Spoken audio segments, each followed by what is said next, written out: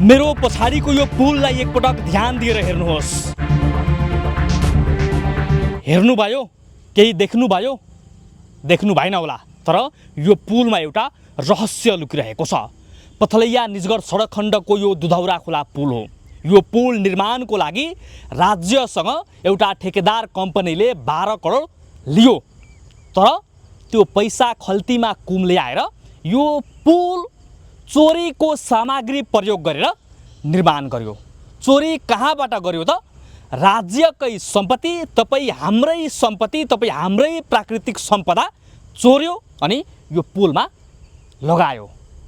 अन्ततः यसको परिणाम जितपुर सिमराको नगर प्रहरीले यो ठेकेदार कम्पनीको एउटा जेसीबी, एउटा टिपर चोरी गरिरहेकै समयमा नगर प्रहरीले रङ्गे हात पक्राउ गरेको हो।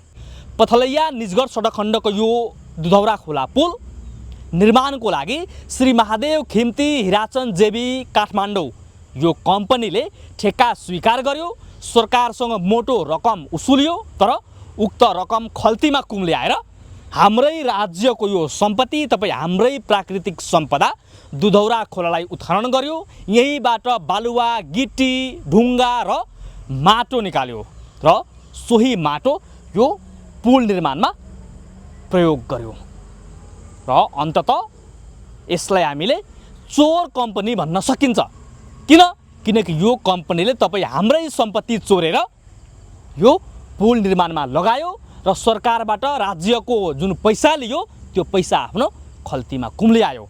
यसरी एउटा चोर ठेकेदार कम्पनीले हाम्रो सम्पत्ति लुटेर चोरेर यसरी एउटा पुल निर्माण गर्यो। यो पुल निर्माणको पनि छुट्टै कथा छ। 3 वर्षमा निर्माण हुनुपर्ने पुल 7 वर्ष लाग्यो। 7 वर्षसम्म यो सडक देशकै सबैभन्दा महत्त्वपूर्ण सडक हो। महेन्द्र राजमार्ग, मेचीदेखि महाकाली जोड्ने देशको सबैभन्दा ठुलो लामो राजमार्ग पनि भनिन्छ यसलाई। त्यो राजमार्गलाई अवरुद्ध बनायो 7 वर्ष र यो सडकबाट हिँड्ने गाडीहरू बाध्य भएर यो खोलाको बीचबाट हिँड्नु पर्थ्यो। पानी आएपछि घन्टौँ घन्टा कुर्नु पर्थ्यो। तर त्यति बेलाको राज्यले पनि यो ठेकेदार कम्पनीलाई कारबाही गर्यो न केही। अन्ततः 7 वर्षपछि जसोतसो गरेर पुल बनेको छ, गाडी कुद्न लागेको भएको छ। अहिले पनि यो पुल पूर्ण रूपमा सम्पन्न भएको छैन। कुना कुनामा हेर्नुहोस्, दुवैपट्टि कुना कुनामा माटोहरू खस्न थालेको छ र अब त्यहाँ गाडी हिँड्न सक्दैन। सम्भवतः एकपटक पानी परेपछि यो पुल फेरि प्रयोगविहीन हुन्छ, किनकि अगाडिको मुख्य भाग नै तल खोलामा झरेर आउँछ। पुल झर्दैन, तर त्यहाँको माटोहरू पग्लेर तल झर्छ र त्यसपछि गाडी हिँड्न सक्दैन। अहिले यसलाई पिच गर्नुपर्ने हो। जहाँदेखि भत्केको छ त्यहाँसम्म पिच गर्नुपर्ने हो, तर अहिलेसम्म पिच भएको छैन। यसरी माटोलाई मात्र भरेर अहिले काम चलाउ। हिजो पानी परेको छ, आजको लागि काम चलाउ भनेर यो पुललाई पहिलोपटक 7 वर्षमा पहिलोपटक आज यो पुलबाट गाडी हिँडिरहेको छ।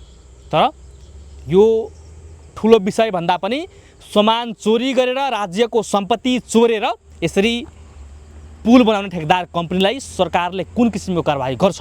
हुन त अहिलेको हाम्रै जितपुर सिमरापुर महानगरपालिकाले यो ठेकेदार कम्पनीलाई राजस्व तिरेर मात्र एस्काभेटर र टिपर लगाउनुस् भनेर एउटा पत्रचार गरेको छ।